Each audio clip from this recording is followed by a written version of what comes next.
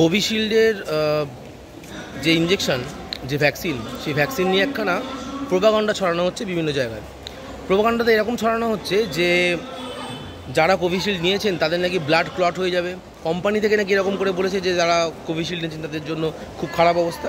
কিন্তু আপনাকে জানিয়ে রাখি যে এই পুরো রিপোর্টটা যেটা বলা হচ্ছে সেটা 42 দিন, অর্থাৎ যবে থেকে আপনি ইঞ্জেকশন নিয়েছেন তার মধ্যে থেকে 42 দিনের মধ্যে 1 in a million, 10 লক্ষ লোকের মধ্যে একজনের হয়তো হলেও হতে পারে এরকম ধরনের একটা সিচুয়েশান।